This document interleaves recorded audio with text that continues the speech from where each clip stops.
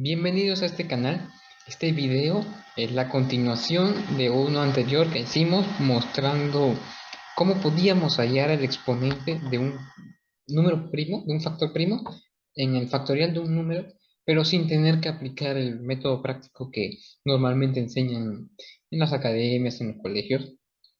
Este video es la continuación. En este video vamos a demostrar formalmente que el método funciona. Y lo primero que vamos a hacer es un último ejemplo para partir de ese ejemplo y generalizar, ¿ok? Nuestro ejemplo nos pide hallar el exponente de 3 en 37 factorial. Como habíamos visto antes, ¿qué hacíamos? En 37 factorial lo desarrollábamos. Ahora lo que buscábamos era grupos de 3, porque habíamos visto que cada grupo de 3 solamente había un número, que era el último, que influía en el exponente de 3. Y fíjense acá, el 1, 2 y 3. Solo el 3 influye. Ni el 1 ni el 2 tienen algo que ver con el exponente 3. Ellos no van a influir nada en el exponente de 3 en 37 factorial. O sea, ellos no me importan. Los que sí me importan son los últimos. Miren, el 3. El 6. Ese 6 también importa mucho. Acá tenemos otro grupo. El 7, 8, 9. De acá solo me importa el 9. Ahora miren esto. El primer grupo es un grupo de números que su último número es 3 por 1. El segundo grupo tiene un último número que es 3 por 2. El tercer, el tercer grupo tiene un último número que es 3 por 3. Ok. Tenemos que ver cuántos grupos va a haber. Y para saber cuántos grupos de 3 hay en 37 factorial, como 37 factorial lo escribimos como la multiplicación de 37 números, solo bastaría dividir 37 entre 3, ¿no? Diríamos que la cantidad de grupos sería 37 entre 3. Pero este es un número real. Y un número real no puedes representar la cantidad de grupos. Como una cantidad de grupos va a ser, por ejemplo, 4,5. Eso no es, esto, la cantidad de grupos es un entero.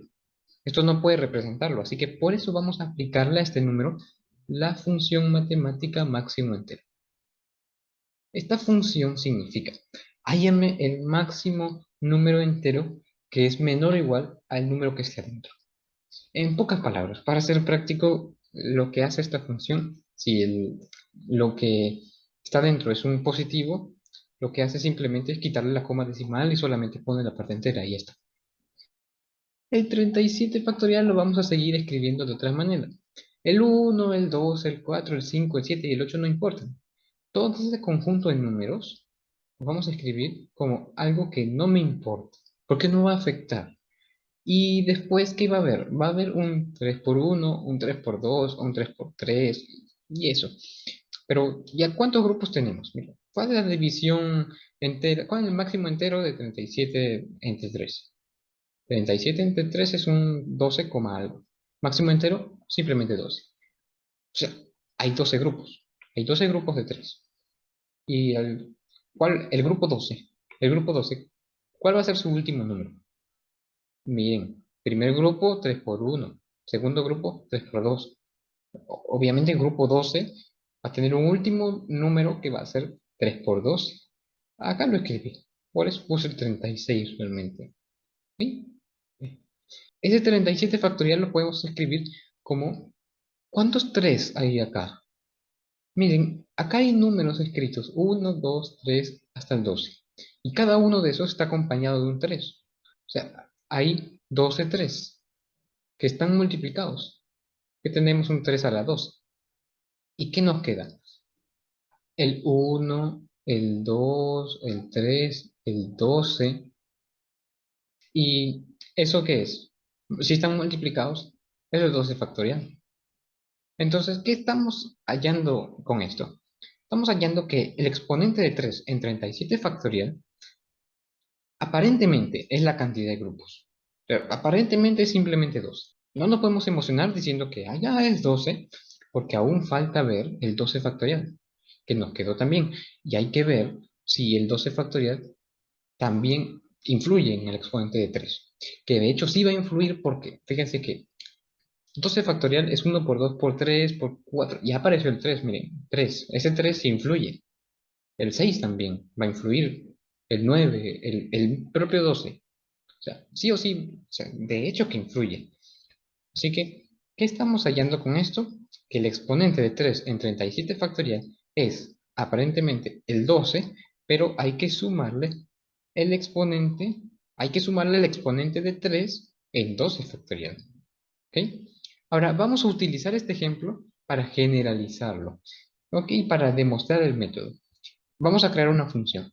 Vamos a crear la función f, sea una función de dos variables, de parámetros n, k. N va a ser un entero positivo y k va a ser un primo. Esta función, ¿qué va a significar?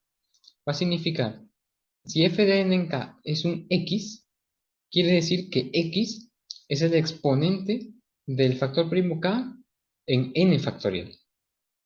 Ok, entonces vamos a demostrar que esta función es recursiva. Para eso vamos a hacer lo mismo que hicimos en el 37 factorial. Es más, por eso hicimos primero el 37 factorial, para guiarnos de ahí y generalizar. Lo desarrollamos. Recuerden que estamos buscando grupos de K. Primer grupo de K elementos, este de acá. Acá hay uno, tiene K elementos. Y como ya hemos visto, solamente el último número va a influir en el exponente del factor primo K. ¿Ok?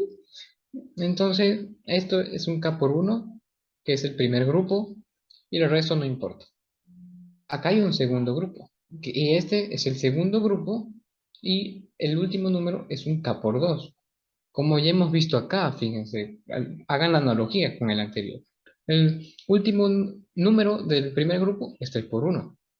El último número del segundo grupo es 3 por 2. ¿3 qué es? Es el número primo que estamos usando.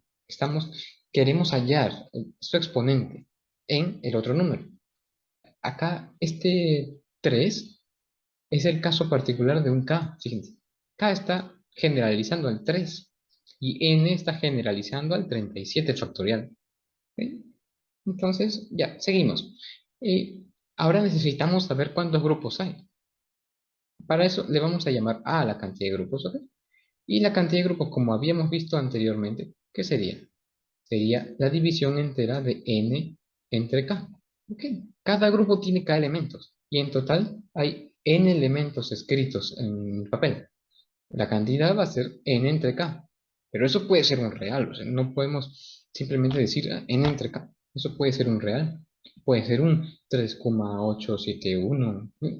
Por eso, máximo entero. Ahora volvemos a escribir el n factorial, pero solamente considerando lo que realmente nos importa. Hay muchos números que no nos importan. Pero ¿qué sí nos importa?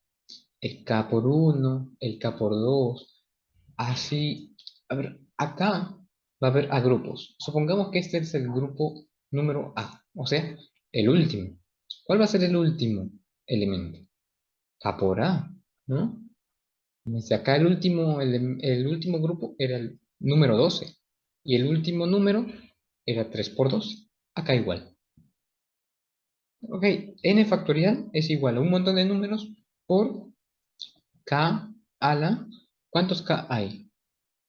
Hay akas y el resto que nos queda sería 1 por 2 por 3 hasta por a, o sea, a factorial. Simplemente con esto que nos ha quedado acá, ya podemos decir que la función es recursiva. ¿Por qué? Porque f de n en k, o sea, la función que hemos creado, es igual a el exponente aparente hasta ahora, más el exponente de k en a factorial. Porque supongamos que este a factorial resulte que tenga un k a la y por otras cosas. ¿Ya? ¿Cuál sería el exponente de k en n factorial? Sería, solamente nos importa el k a la a y el k a la y. Si los multiplicamos sería k a la a más y. O sea, el exponente sería a más y. Y ese y es el exponente que tiene el exponente de k en a factorial. Y eso se puede representar con la función, el exponente de k en a factorial. Ahora, esto está mal. No es a factorial, es a. ¿Ok? ¿Por qué? Porque en nuestra simbología Si le ponemos n en k, ya de hecho significa n factorial. ¿Ok? Así hemos definido la función. Con esto demostramos que la función es recursiva. Y por eso ahora seguramente que van a entender mucho mejor el porqué de los pasos del método práctico. Por ejemplo, ¿cómo hacíamos con el método práctico? El 37. Dividíamos entre 3. ¿Por qué dividíamos entre 3? Estábamos hallando el equivalente a nuestro a, el 12, ¿no? Miren, fíjense. 12 más el exponente de 12 factorial, perdón, el exponente de 3 en 12 factorial. Ahora, ¿qué hacíamos? Dividíamos otra vez entre 3. ¿Por qué? Estábamos hallando el exponente aparente que tenía 12 factorial y esto era 4. Y ahora, ¿por qué seguimos?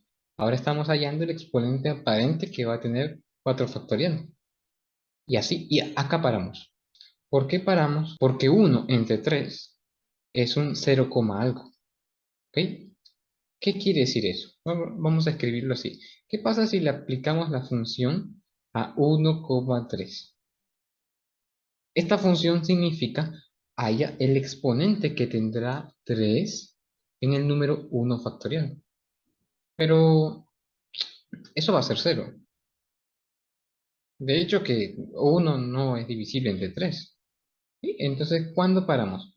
Cuando el número que nos quede, cuando la división entera entre el número y el factor primo sea igual a 0. En ese momento, paramos nuestro procedimiento. Ahora con todo esto que ya sabemos de la función matemática y de la demostración y de que es recursiva, vamos a reforzar todo esto con un programa. ¿Ok?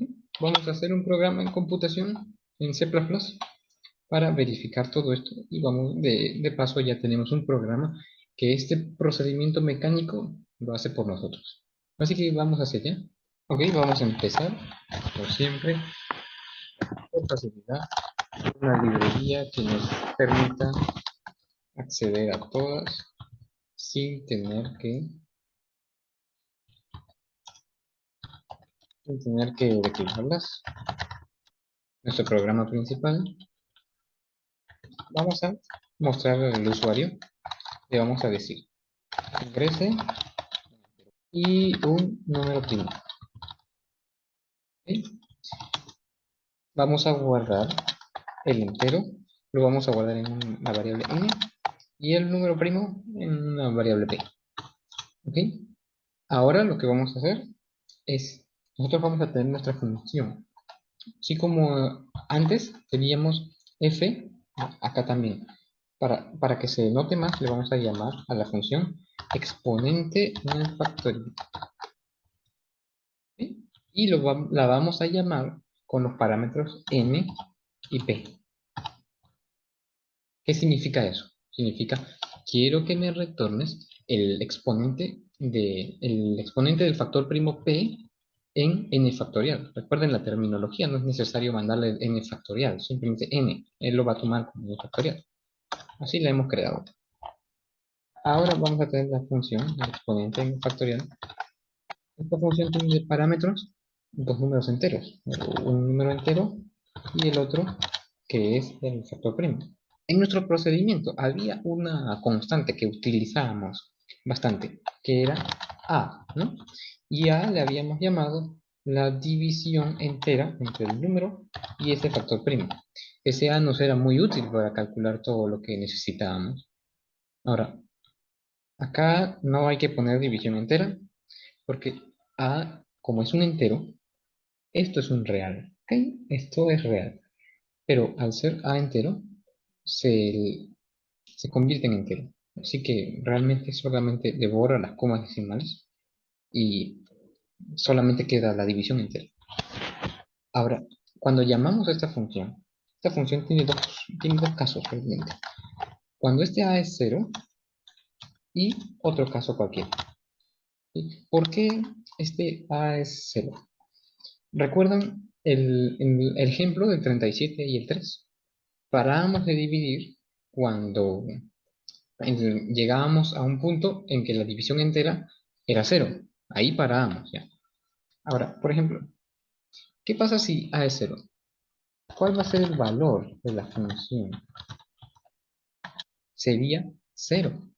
Porque recuerden que la función nos da si yo llamo a la función n,k, me da el exponente de k en n factorial. ¿Y qué pasa si yo la llamo con un n,k, pero tal que su división entera es 0? O sea, por ejemplo, yo llamo la función con 6,7. O sea, haya el exponente de 7 en 6 factorial. No existe, ¿no? Es 0. Es 0. O sea, es un 7 a la 0, que es 1. Por eso el valor sería 0. Lo que va a retornar es 0. En caso contrario, ¿qué retornaría? Retornaría a más la misma función, pero ahora aplicada a, k.